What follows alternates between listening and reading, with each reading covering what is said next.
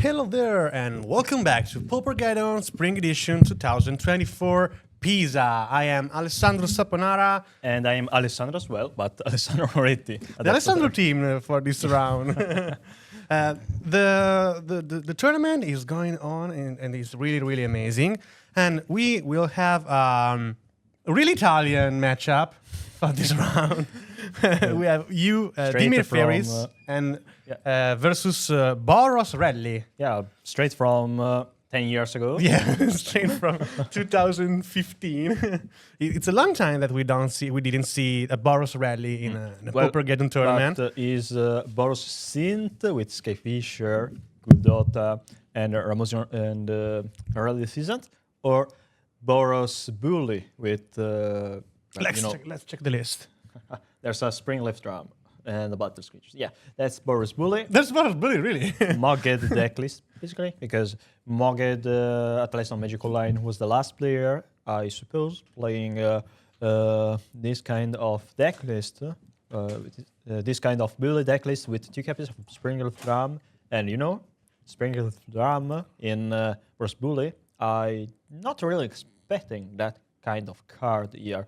But it rounds in it is an artifact to Metalcraft, so it helps, but not so needed. I mean, in my opinion. Here is just a way to cheat Battle Scratch one turn earlier in the game. So if you happen to be able to cast a Traveling Spectre and a Springless Drum before turn 3, then you are also able to cast a Battle Scratch and flashback it by turn. Yeah, indeed. You play a lot of cheap creatures. Yeah. Yeah, you can tap a creature and generate an extra mana. What's the matchup? Who's the favorite?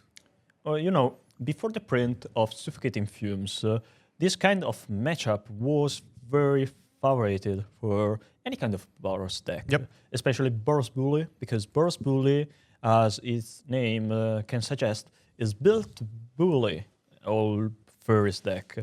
In this case, after a couple of years, Suffocating Fumes got printed alongside Murmuring Mystic. Yep. So now this is huge against Boros Bully deck. Yeah, for sure.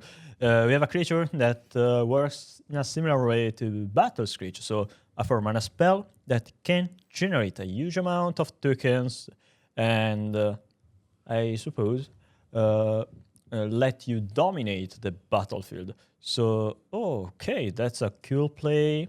Snuff out in response to Battle Scratch. So to prevent the casting the flashback. Yeah. Because when you are resolving a Battle Scratch, you keep the priority because it's your turn. Yeah, and you are the active player. Cast another spell. Yep. And the flashback cost of Battle Scratch is tapping 3 creatures. So you can tap your 2 tokens and another creature to flashback the card.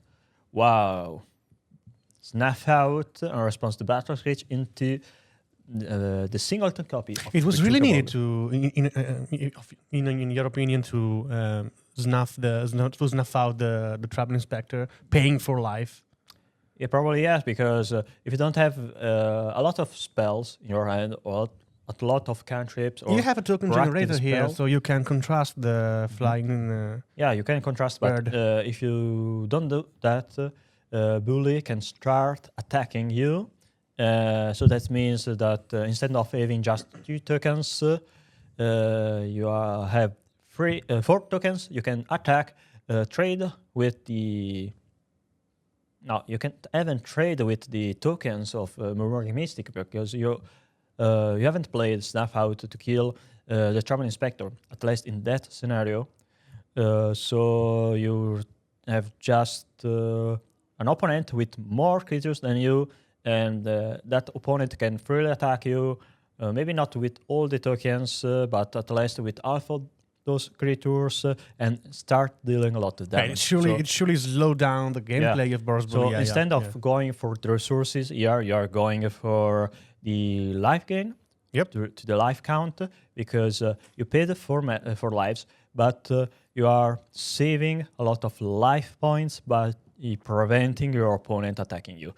And as you can see, Bully with only 2 creatures on the battlefield is not attacking furries because it's not a threat. Yeah, and also I suppose that Dimmer furries had already in hand that singleton Bajuka bug. So in that case, Snuff Out worked well as a 2-for-1 because it killed the creature and then exiled the flashback of the Battle Screech.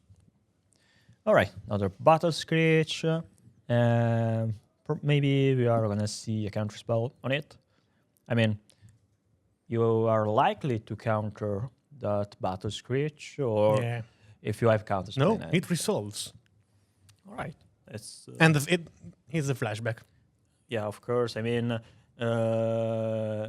it is very, it's not doing anything. President. Hi, Xilor. Hi, Geneva guys.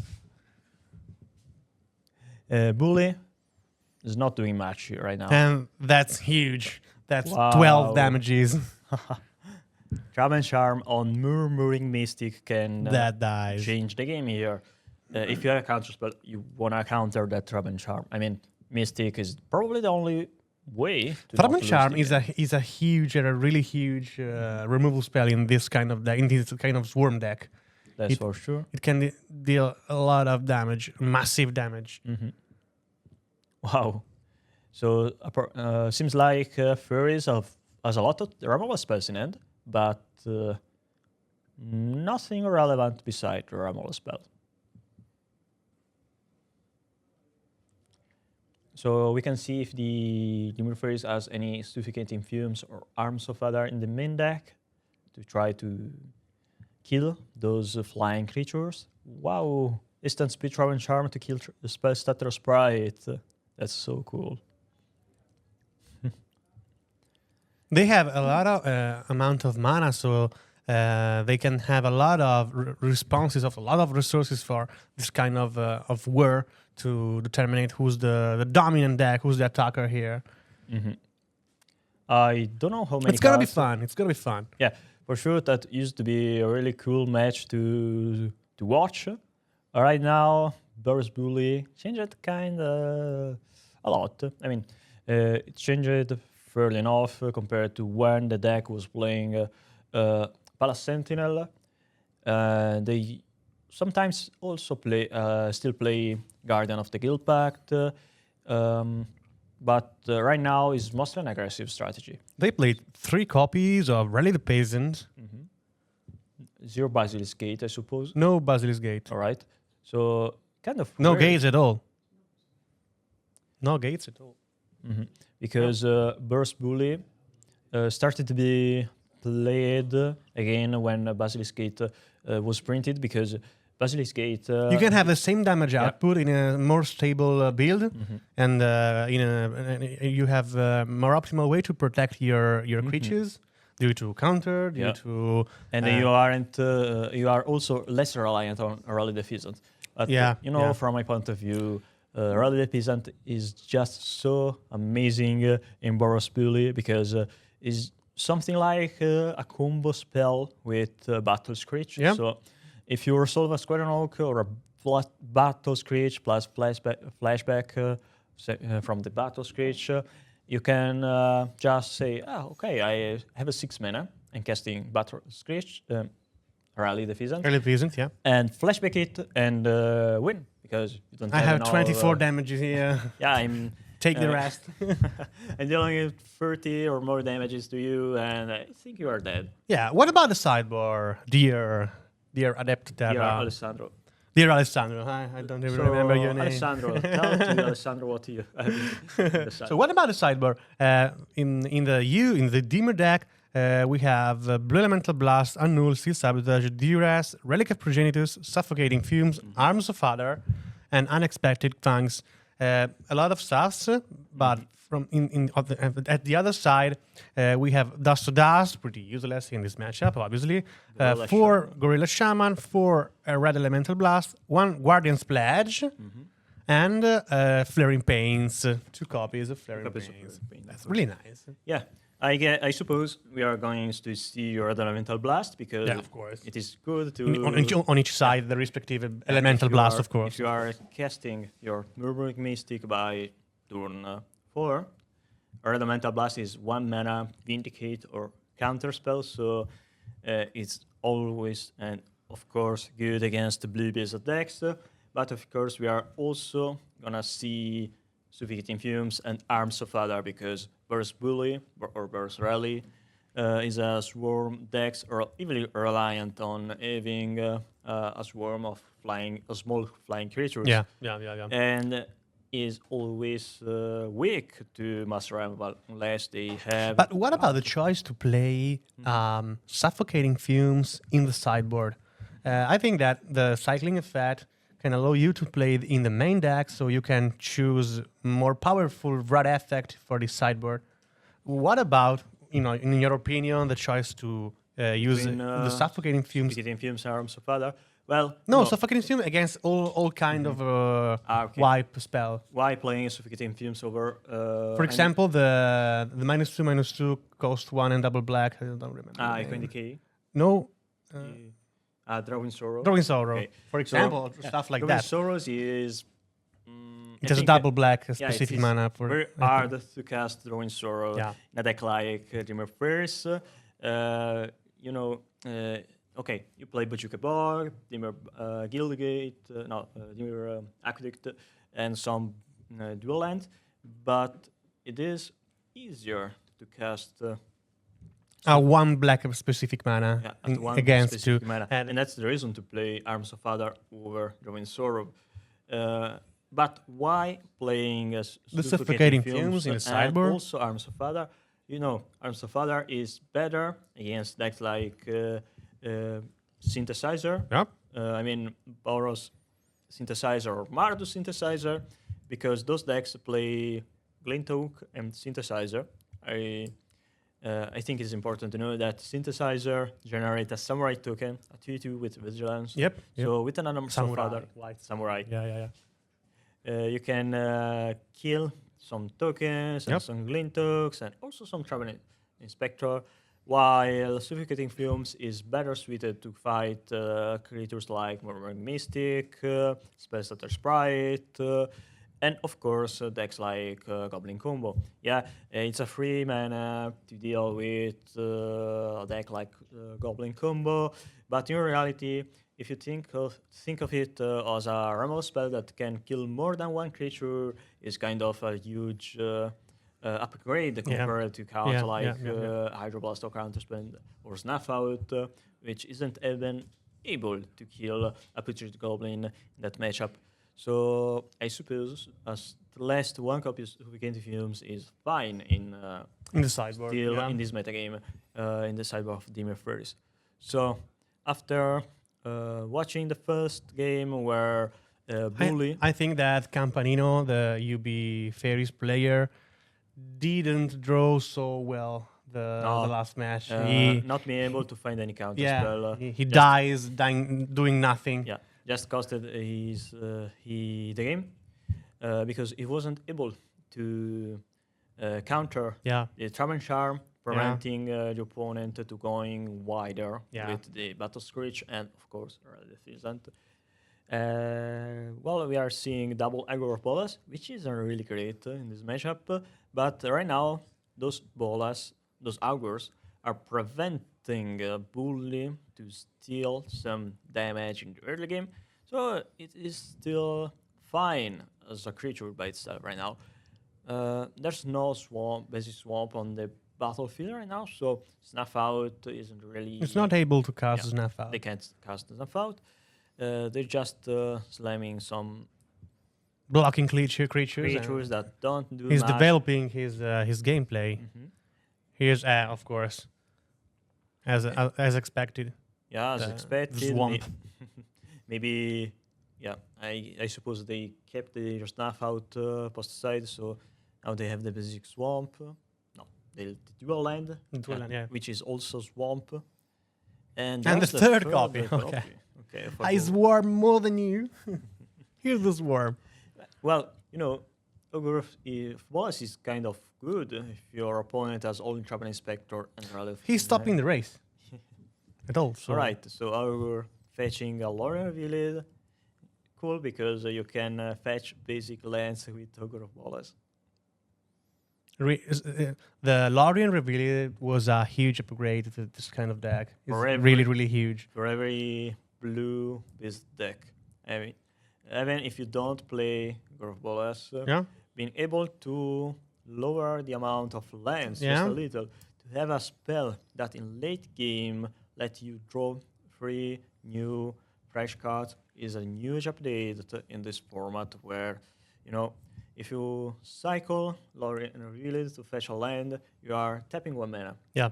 But in Pauper, every dual land is tapped. So it's just a fair amount of mana to fix your mana, and also has a huge upside in the late game. So the card is just great, especially in decks playing Brainstorm.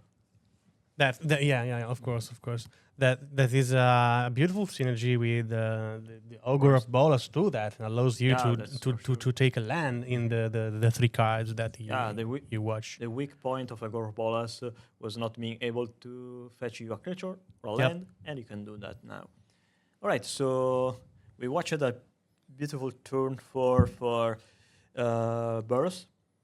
The Bolas hit Snuff Out, Brainstorm, I think, and lastly Lorien Revealed. The Lorien Revealed, yeah. So Brainstorm, fetch, and upkeep. And Boros, in the last turn, played a Thrilling Discovery, discarding double basic land, followed up by a Squadron Oak, fetching 3 birds. Is really great for both of them.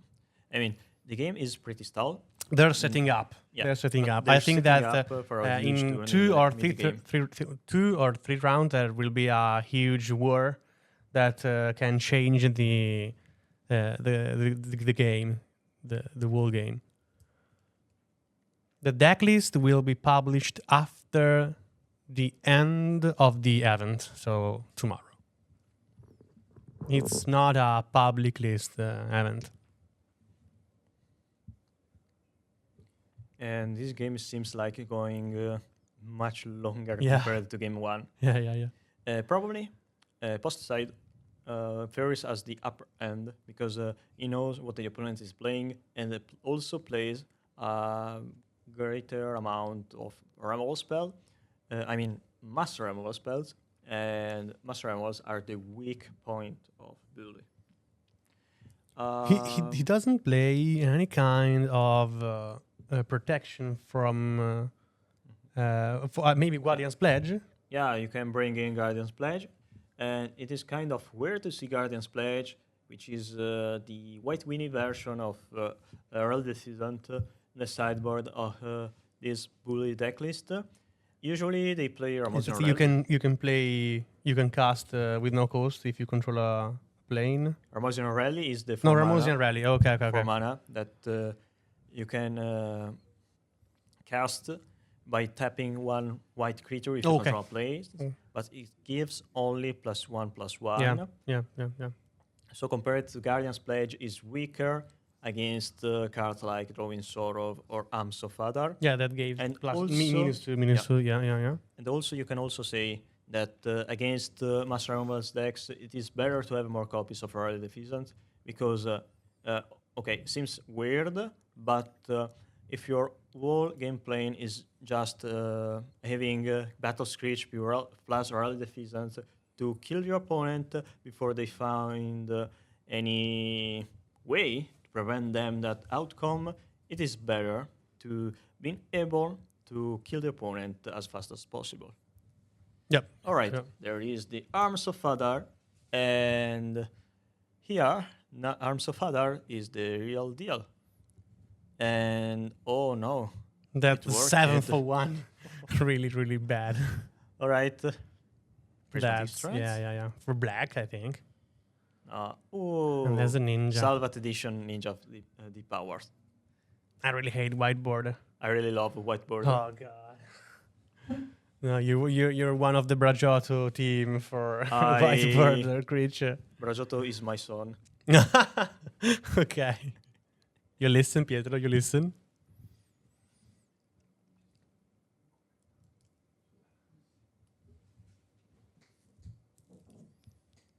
So A double. quick rebuild of we the are building again. Yeah. of the board. I suppose that having a lot of one mana creatures Yeah. let you build kind of Rebuild very easily. quickly. Yeah. The board. It is surprising to see prismatic strands against Dimir Fairies, because Fairies, if Dimir doesn't really interact with the burn damage, Yeah. so it's just a dead card in most cases, but at least let you, just to say, jam block more freely, because you can trade your prismatic strands for your opponent creatures by jam blocking and then He has snuff resolving. out. He's trying to Alright. preserve his ninja. It is weird that Bully didn't block with 3 creatures that Ninja of TT powers, because Because of this. he had the chance to Because play of this. around a single turn removal spell. Maybe he just feared. Oh, there's a Pyroblast. That's Okay. the fairy. and That's the flashback of the prevent. Yeah, Okay. of course. I guess that game could be better for. I think for Bully. this move is okay for the UB Fairies player because it It's still on the Fontini used a lot of resources to do Bully- nothing. Yeah, Bully used a larger amount of resources and is still losing. Yeah, While Fairies has more creature on the battlefield and is on the aggressive right now. Is the beatdown. is the aggressor. Yeah. So they asked us how much Gruul. I guess. Oh, we Ponza is have present. we have the We have the metagame metagame here. right Yeah. here on our end. So as you Oh, so much Ponza. God. you can say that even when there is only just only one Ponza deck in the room It's is my just too dream, much. and one is too much. Yeah, of course. No, jokes There are aside, 78. Oh god, it's too much. 78 points a deck. That is the 12.3% of yeah, the the meta second game. most played deck is The second Ponza most today. played. The first Yeah. the deck played the most Yep. today is Grixis Affinity with Sneaky Snacker, played by 88 players. So the 13.8% of the metagame. And surprisingly, at least for me, the third most played deck is Rakdos Madness with Sneaky Snaker. Followed by the Cool Dota Burn, the old one, Cool well, Dota Burn. Cool Dota. With 37 presences, but I think that this madness deck is the natural evolution of the Cool Dota Burn. For the presence of Sneaky Snacker in the metagame, you say? You can return to the old good Cool Well, Dota. you know, Sneaky Snacker by itself is a good card, so it's not surprising. It's a to me. strictly upgrade to the Kitchen Imp, for example, Yeah. so you can play Well, that kind of gameplay with a weak part of Madness was not having enough flying creatures, because Kitchen Imp is so good that you naturally think, hey, I like this card. I want to play more copies of this card. Why am I not able to play 8 copies of Kitchen Imp? No. And Here's the Sneaky Snacker. yeah, Sneaky Snacker. Here we go. You can eat it with the blood token and then reanimate it for free. So you have a lot of draw and discard effects in the deck, so you can easily discard the cards. Looting, all the looting red, effects, all the cathartic reunion like red effect. elemental blast. No, red deadly dispute. Yeah, Command answer. Yeah. That allows you to sacrifice an artifact or discard a card and draw two. Yes, So they are asking us who won the last match. Yeah, they Sint won was at Combo? one. Yeah. Mardu Sint. Thank you, chat, for answering. And so the metagame is Grixis Affinity, Ponza, Madness Raptors with Sneaky Snacker, Kuldota Red Queens, so Yeah. also Blade as 5% the metagame. Yeah. Followed by Jeskai Ephemerate with Jeskai 29 Ephemerate presences. And Walls combo. That's kind of surprising. And we also have a fair amount of Glee combo. 27 players for percentage of the metagame. Yeah, Gabriel Pneuma, me too. Me too. Ogni volta che vedo Moretti in streaming, ogni volta rinnego le donne. Does the Ponza list around land destruction or it's it's the Ponza, so land destruction plus big creatures with cascade and stuffs like that. Yeah, it is more a special likely mention to see to Ponza with land denial. to that brave player who chooses to play the familiar deck that in a Ponza metagame is not so good, but still. We have Mono Black Devotion. Mono Black Devotion, I mean, think, MBC is probably Mono Black Devotion, right? Where do I see what? One player. Okay. One player with Mono Black control. Yeah. We could see Mono Black kitchen table, but it's probably is not the best way to describe the deck that someone is playing. One player with the hot dogs. My favorite is Rat's Gate. Yeah, there's one player that I think that will win the best sim deck that is playing Rat Gates. Yeah. Incredible. With murder. One copy of murder in the main deck. Well, when you are playing a deck that is supposed to murder your opponent, it's good to have murder. Here we go. There's Elmonger, Nero Follia di Tormentata Esistenza. This is the name of the deck. So, Elmonger, Kitchen Imp, Puchet Imp, Troll of Chasm Doom, Gorgon Recluse. It is a Mono Red Madness. Wow, so cool. Mono Black Madness. Yeah. I said Mono Red. You said Mono Red. Okay, Mono Black Madness. Yeah. Thank you.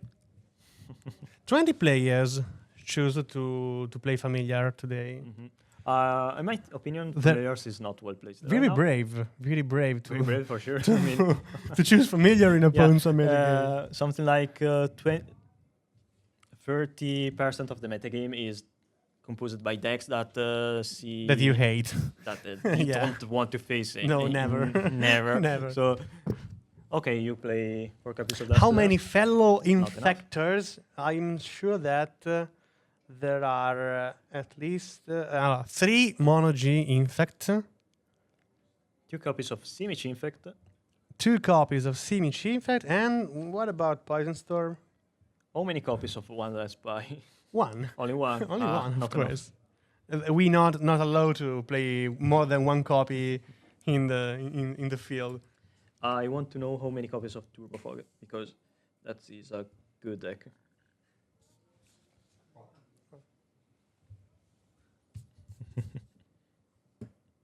So we are playing game 3 right now, and there's not any relevant play until now beside that Squadron Oak.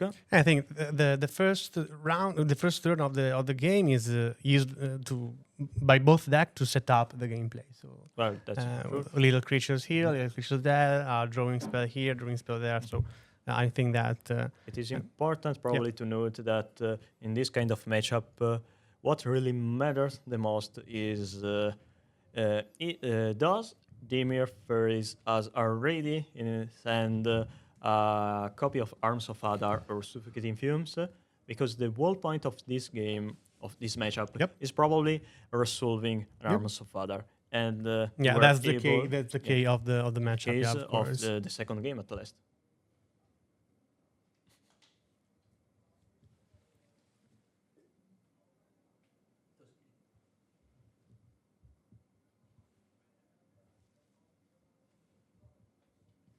Yeah, at least, as they pointed out, one of the very early plays here was Snuff Out on Travel Inspector, a very aggressive play. especially since there's no battle screech. I mean, Bully didn't play any battle screech, so it's kind of suspicious. But maybe it is a tell That he has a that suffocating they have fumes. suffocating Yeah. fumes, and they don't have Arms of Fire right now. So I suppose we are likely to see suffocating fumes in a couple turns. I mean, Demon Ferris has just 11 lives right now, so getting damage. Can All be that's very snuff out painful. cost him a lot of Yeah, lives. So it yeah, cost 4 lives, but need to pay attention. you know, if you don't have a Gore of Bolas in your end, letting a Traban Inspector live for 2 matches can also cost more lives than that play. And we are now seeing a couple of Squadron Oak. He's waiting the right spot to cast the suffocating fumes to deal more damage possible to the opponent. Okay. Oh, that's to the opponent's board. Interesting play, attacking with only 2 Squadron Oaks. And that's the Traban Shower in response. Oh, okay. So I guess the Boros Bully player is playing around a ninja. So that's the reason to attack with only 2 Squadron Oaks. And on the other side, the reason to cast the Uncharm targeting the Squadron Oak. There's a Gore of Bolas, but I wasn't able to see what it draw. But Ferris doesn't have the 5th land drop, so it can be open to cast the suffocating fumes they have in hand.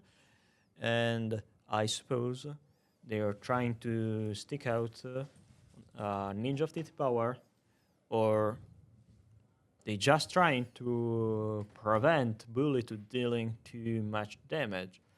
So to build a bigger board.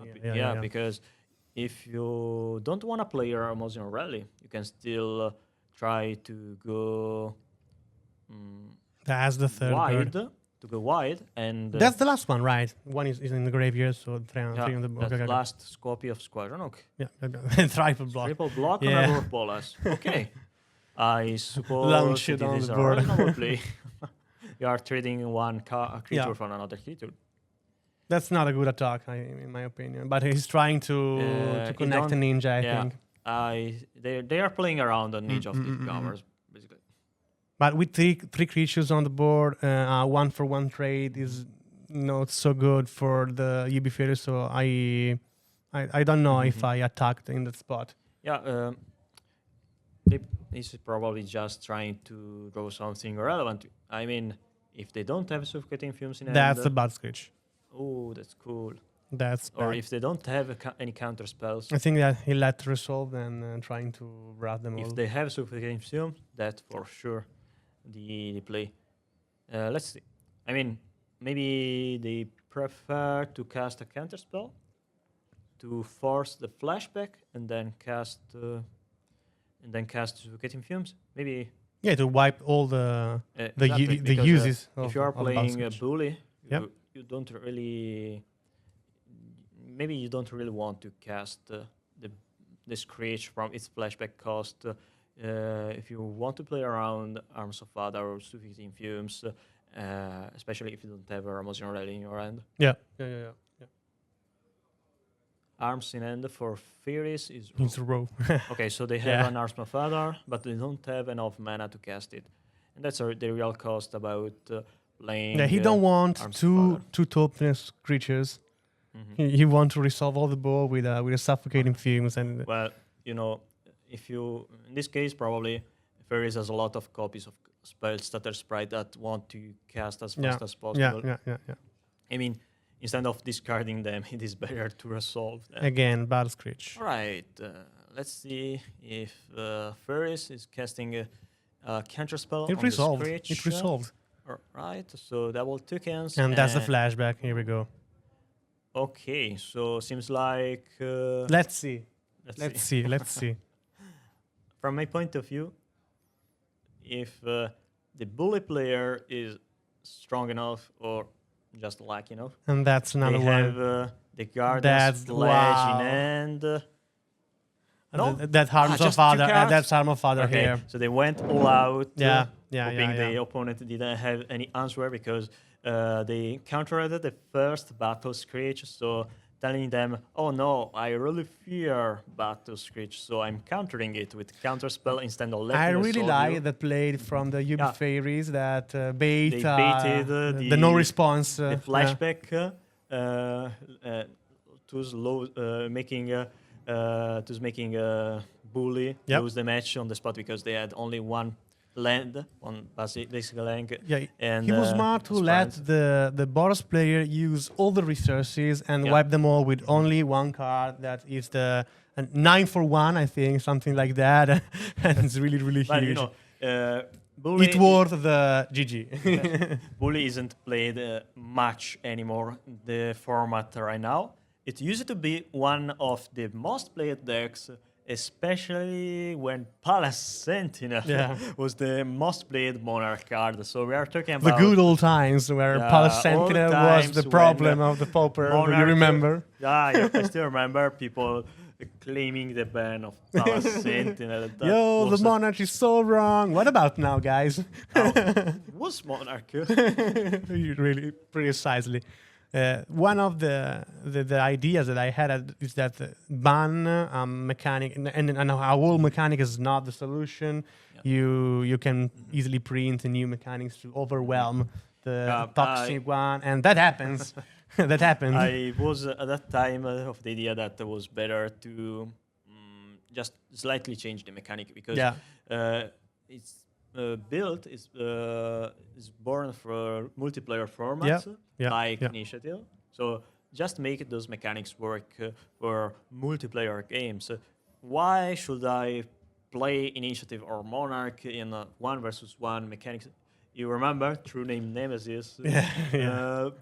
Printed. It's one of first the in example of the Commander. multiplayer. Yeah. And used to be very strong and game changer in Legacy in decks like Blade. Do you remember the name of tipo Azorius Blade with Stoneforge Mystic, some blades? Coblade. Coblade, yeah. Coblade. Yeah. We have Yeah. Colgate, and they had Coblade. That's pretty insane. Who cares about who cares about your sword? the Jite or the red or the Your fire sword and is ice word? Basilisk Gate. Yeah. The sword at home. Mom, please buy me a sword. We are ready home. For example, the refurbished familiar. We say that this is the Pauper version of the grief. So, Mom, please buy me a grief. We already have it home. So the grief at home. Yeah. The total, Alex, you're right. Bully got bullied by. It's bullied by the deck that is supposed to bully. Yeah. Because it's at his origin, the Boros Bully he was built to beat fairy decks. Yeah. That's karma. That's karma. Karma for sure. Yeah. Bro, you need okay. Give back the Black Initiative. Yeah, go Initiative. No, well, Initiative is cool to play. I mean, when you're playing Initiative, you have fun. Your opponent doesn't. Initiative was playable for 2 months, I think, something like that. Yeah, after the PauperGeddon. Because it was legal for a lot of months, but no one played. But after the PauperGeddon, a lot of Turbo Initiative decks starting to exist, and then a pair of months, I think that they banned. Monarch and Initiative got first created for Commander or multiplayer draft, and when they test multiplayer draft, they don't really care about 1 versus 1 format. No, of course not. We have a lot of proof about it.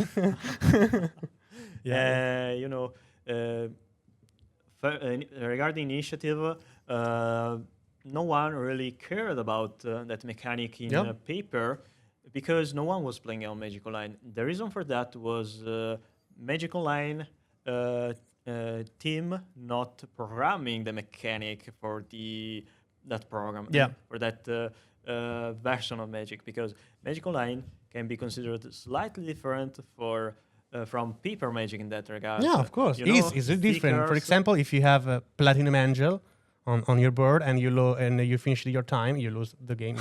So it is a different game Yeah.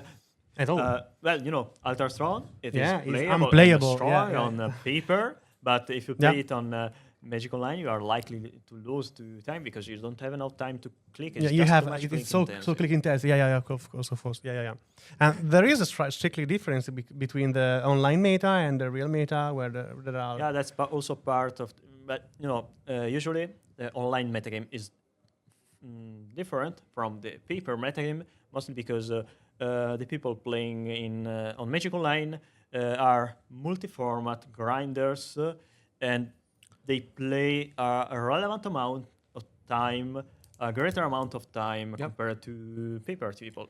Often in multiple queue, so in multi-queue, maybe. Yeah. So fast decks like Punza No. are right now much more played. Yeah, or Affinity or Mono Red, for example, are a lot of more presence, has a lot of more presence online instead. And that was also maybe the reason why Golgari wasn't really played much in Paper Magic before the last PauperGeddon Rome, I guess, because James After Trufatz Pisa, was, yeah. James Trufatz was the first one top eating an event with Golgari. With the red version. PauperGeddon Lake 2022. Yeah, yeah, I confirm. So That's he discovered the right way to make mono black competitive is to don't play mono black. Is to add the color. No, just Deadly Dispute is good, so we should play in mono black and cut the bad cards. So Sayonara, Cittering Rats, and Grim Merchant of Fast Food. And when I played the deck at first, I was still playing Blico and Vampires because I thought, well, I like my Rakdos deck with Cleansing Wildfire, Boarding Party, and Blico and Vampires. Let's try to play it mono black. Yeah. It worked, but it was still awful because Avenging Hunter wasn't still legal. I mean, it was not played. It was legal, I think, but it was not. I mean, I started playing. Sorry. Started playing mono black with Dispute in 2021. Yeah. You're right. Yeah.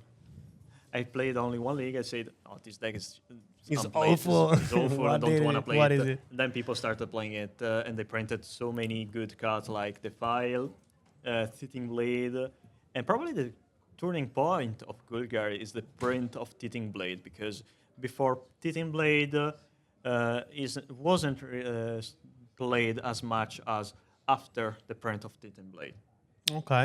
Okay, so it is a good boost for the deck, you think? Yeah, you know, there's an edict. Then you can transform you into... You can sacrifice with the dispute, and the metagame is just too fast that you don't want to spend 7 mana to flashback Chainer's Edict. Yeah. Note in this metagame, it's too fast for. No, there's not so many reasons to play mono black over Golgari. I mean, you are losing the token land, the Kalni Garden. The Kalni Garden, yeah. Okay. And for the last question from the chat, is there any reason to play mono black over gardens? If you want to lose your dignity, no. we're kidding. So guys, we're taking a little break and we'll be right back for the next round with PauperGeddon Day 1. PauperGeddon Day 1. See you soon. Bye.